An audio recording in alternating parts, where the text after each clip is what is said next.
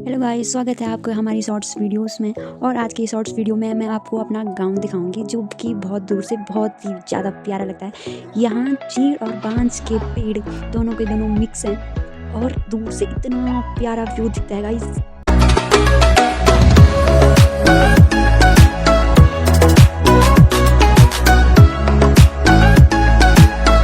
तो गाइस हम जा रहे हैं जंगल, और जंगल में जाना हमने घास लेने।